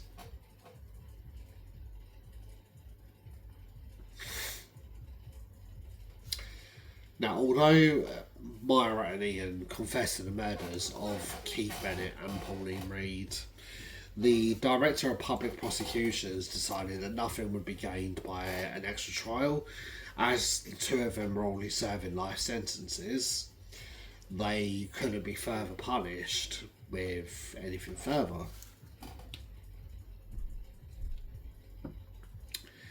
In 2003, the police launched Operation Murder, and they again began searching the moor for Keith Bennett's body.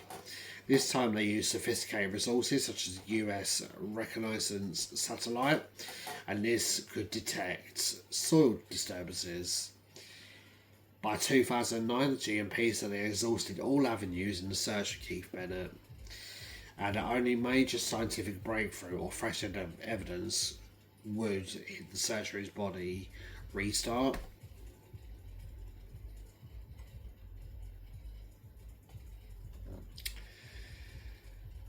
It was then said that the only way that they would do this was if they used 3D modelling and walked through the moors virtually.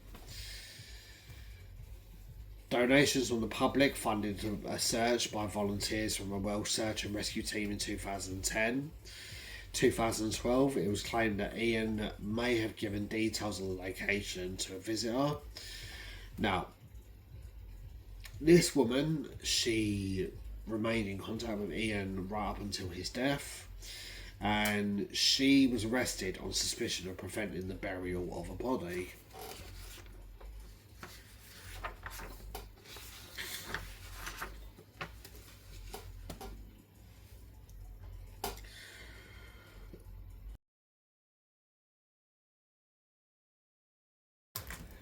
Okay, so in this section we're going to be focusing on Ian's time whilst in prison. So following his conviction, Ian was moved to HM Prison Durham.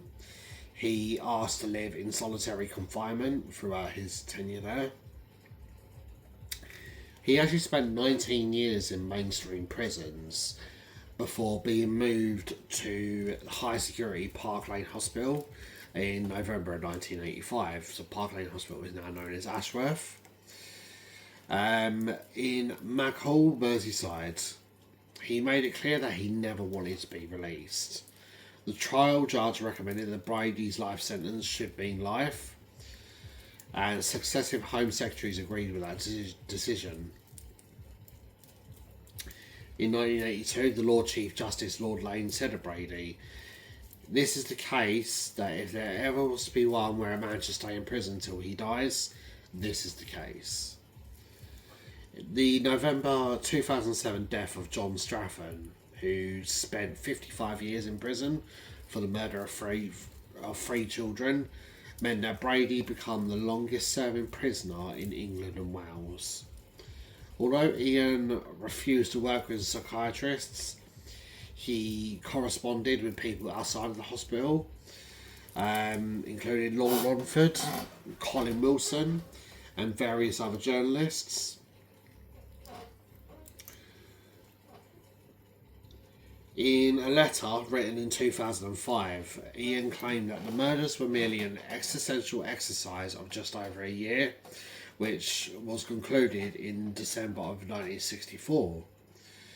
He then claimed that in 1964 him and Myra were mainly focusing on committing bank robberies, and they had already begun to prepare this by acquiring guns and vehicles.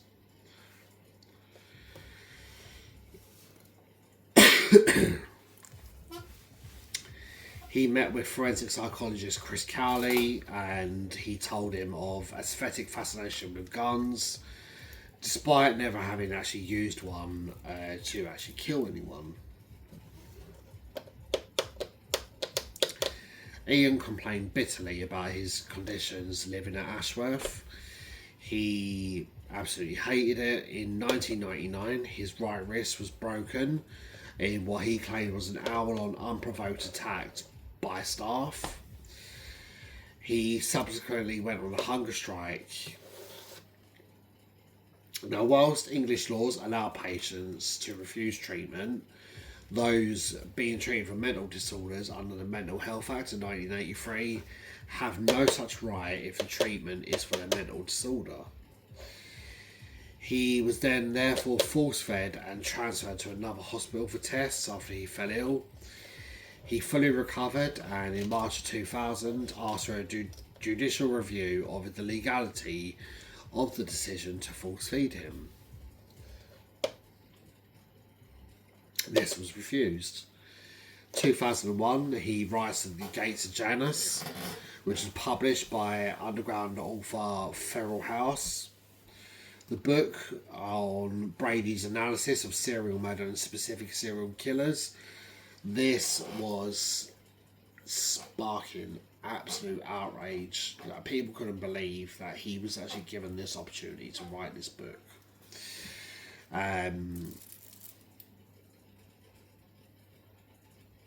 He recounts a friendship he made in prison with the teacup poisoner Graham Young, who shared Brady's admiration for Nazi Germany. And according to Chris Cowley, Brady regretted Hindley's imprisonment and the consequences of their action, but he didn't regret the crimes. He saw no point in making any public apology.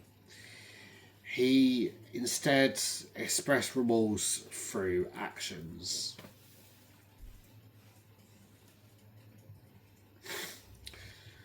After 20 years of transcribing classical texts into Braille, the authorities confiscated all of this, and they feared that the actual machine that he was using would be used as a weapon.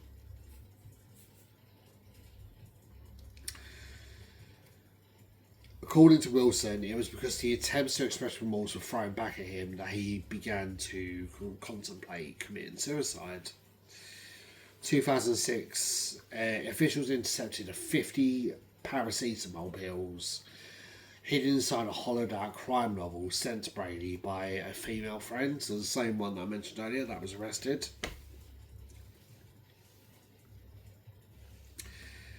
Keith Bennett's mother, Winnie Johnson, she received a letter from Brady at some point.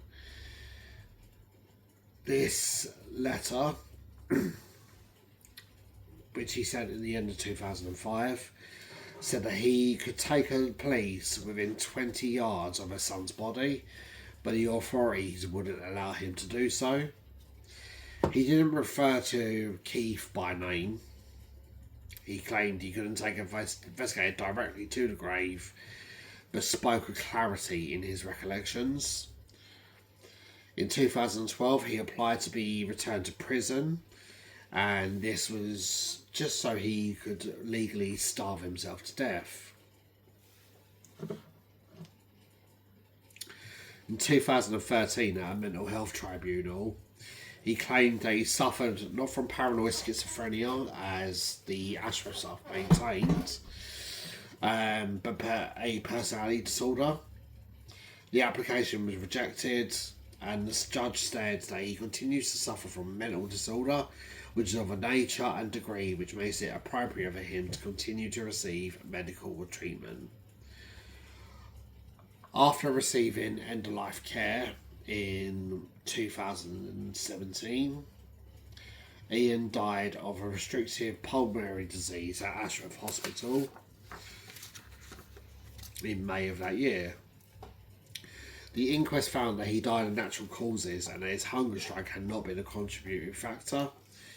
He had refused fluid and food for more than 48 hours on previous occasions, and he was then fitted with a gastric tube. And the inquest into his death basically said that his BMI was not one to be shocked by.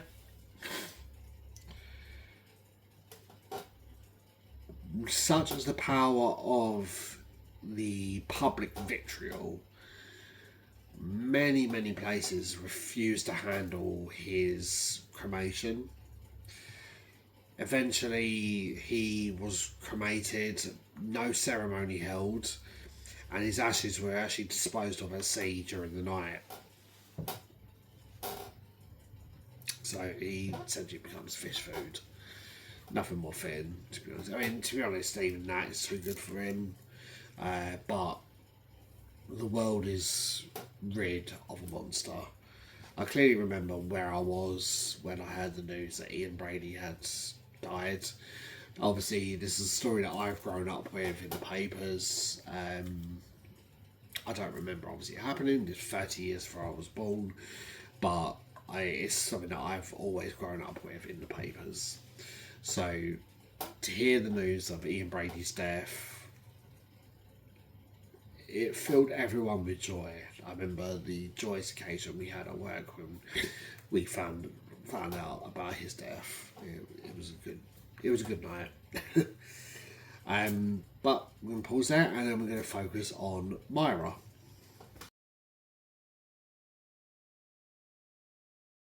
Now, immediately after the trial, Myra lodged an appeal. The appeal was thankfully unsuccessful. She remained in contact with Ian Brady until 1971.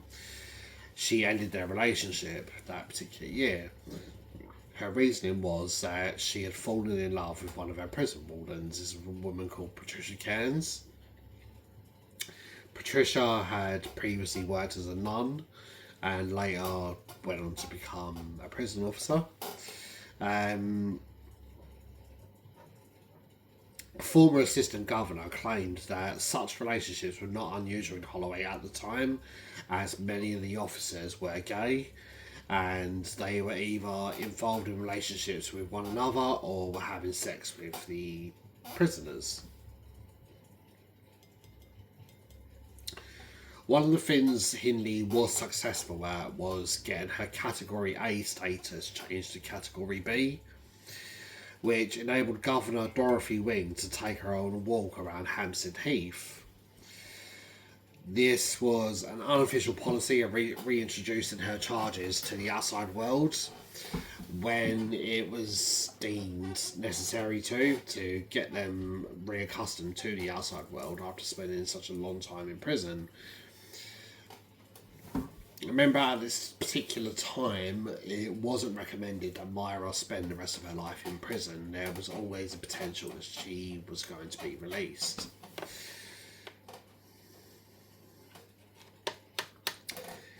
This excursion, obviously, it was found out by the public. It caused national outrage.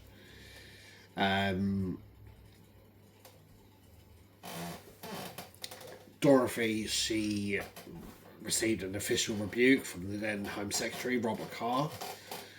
And with help from Pat Cairns and the outside contacts of another prisoner called Maxine Croft, Myra began planning a escape attempt. So impressions of the prison keys were found in a bar of soap.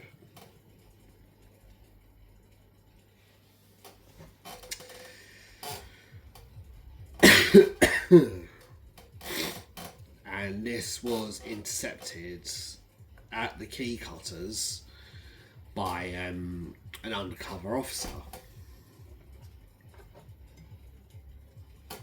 For her part in the escape attempt, Pat Cairns was sentenced to 6 years imprisonment. In the 70s, Myra's bid for freedom was supported by Lord Longford. And if you don't know who Lord Longford is, look him up. He's quite an interesting character in history. Just a little backstory, he was actually, even though he was devoutly against it because of his religious beliefs, he didn't agree with homosexuality, but he was actually instrumental in getting the legality of homosexuality overturned in the 1960s.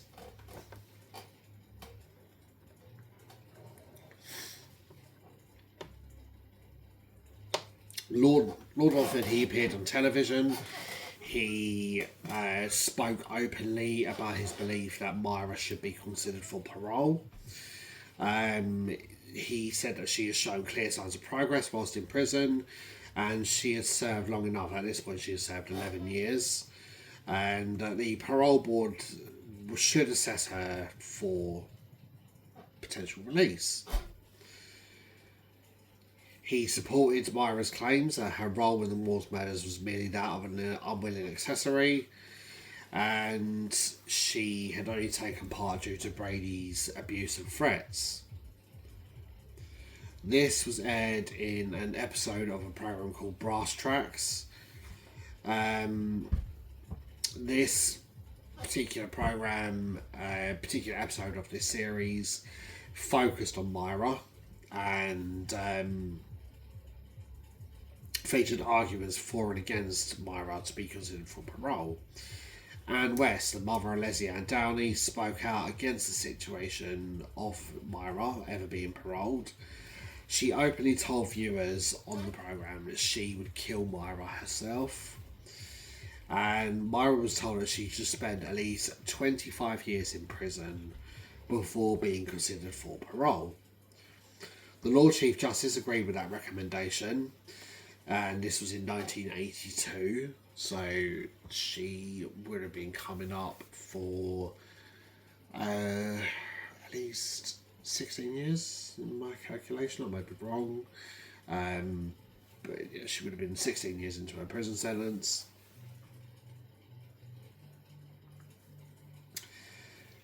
In January 1985, Home Secretary Leon Britton increased her tariff to 30 years, and Lord Longford, he was absolutely livid about this. He called it barbaric. At that time, Myra claimed that she was now a reformed Catholic, as she reverted back to her Catholic roots.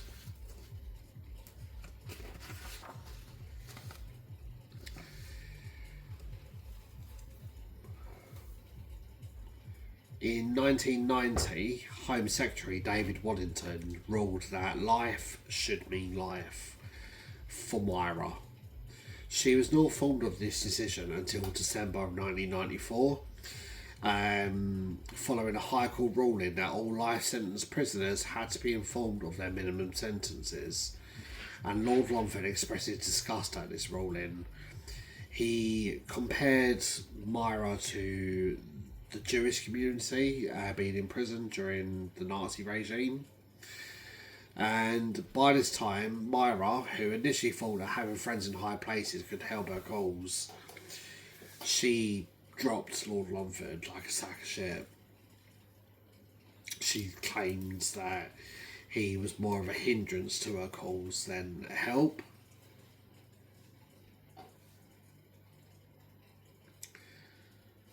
She said that his campaigning was little more than a publicity seeking on his own behalf.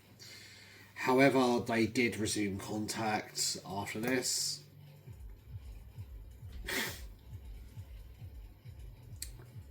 The next three Home Secretary all agreed with Waddington's ruling, and Myra appealed against the whole life tariff at the High Court in December 1997, November 1998, and March of 2000. But three of these appeals were rejected.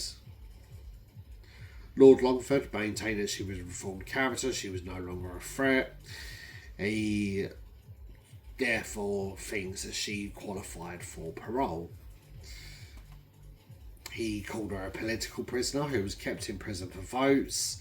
This was to serve interest in the succession of Home Secretaries. And they delved deeper into his career and found that he was always opposing against Home Secretaries.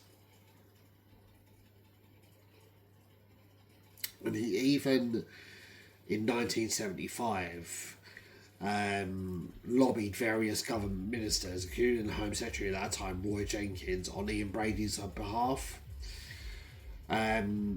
This resulted in Ian Brady obtaining special treatment while he was in prison. Whilst he was in prison.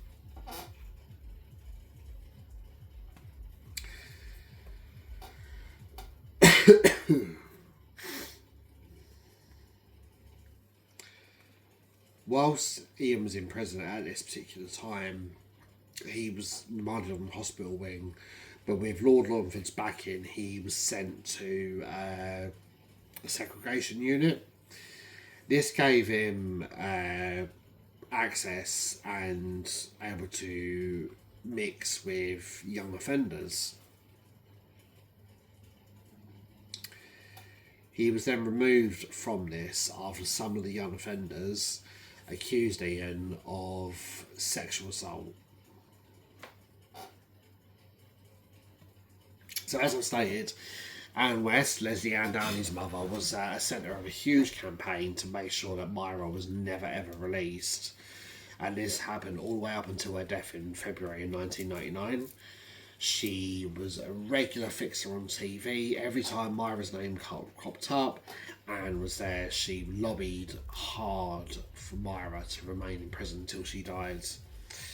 Lord Longford condemned her. He condemned the media, and he condemned the media for exploiting Anne West.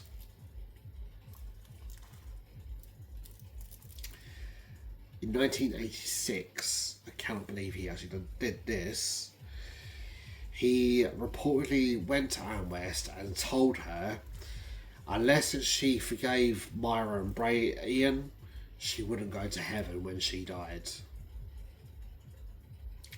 He also commented that he was tremendously sorry for her, but for her to decide Myra's fate was ludicrous.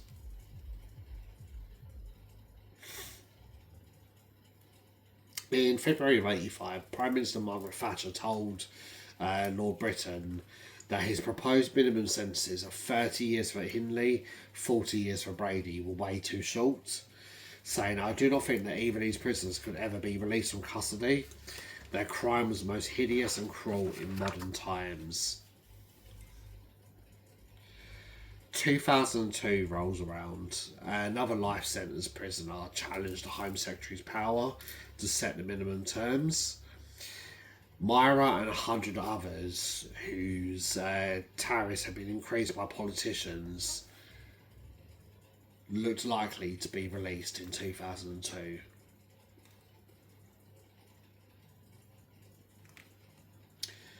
Myra's release was actually made imminent in that year. She actually underwent plans to be given a new identity. Home Secretary David Blunkett ordered the GMP to file new charges against Hindley to further make sure that she did not get released. The investigation was headed by Superintendent Tony Brett. It initially looked at charging Hindley with the murders of Pauline Reed and Keith Bennett, but the advice given by the government lawyers was that because of the decision taken 15 years earlier, the new trial would be considered an abuse of process. 25th November 2002, the Lords agreed that judges, and not politicians, should decide how long a criminal spends behind bars, and stripped the Home Secretary of power to set these minimum sentences. Like I said, coming up to late 2002, early 2003, it looked like Myra was going to get her wish. It looked like she was about to be free. Thankfully, it never happened. Myra, on the 15th of November 2002, aged 60 years old, she died from bronchial pneumonia at a West Suffolk hospital. So Myra, she was a chronic chain smoker. Other prisoners that have been in abuse said that her prison cell always smelled of stale tobacco. Myra was always seen with a cigarette in her hand. She had been diagnosed with angina in 1999, and she was hospitalised after suffering a brain aneurysm.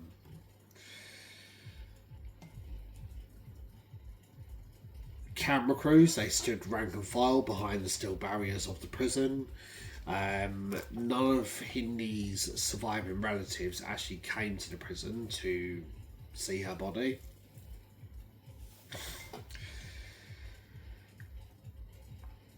She was given a funeral of some sorts, and it only had about 10 people turn up for it.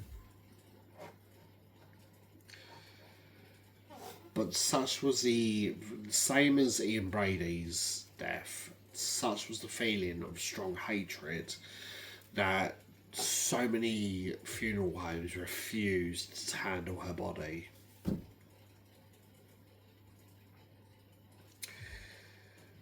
Many of them refused to even give her a decent cremation, but this was actually given the go ahead by a particular undertaker. 4 months after her cremation, her ashes were scattered by Patricia Cairns. This was less than 10 miles away from Saddleworth Moor in Stalybridge. The Manchester Evening News reported on possible fears that this would result in visitors to either avoid or vandalise that particular area. And the relationship with Patricia Cairns, it wasn't the first one that Myra was found to be in close connection with. So a few years back, there was a documentary by Trevor McDonald, the legend himself, and he spoke and found a lot of information about a supposed relationship with Myra Hindley and Rose West.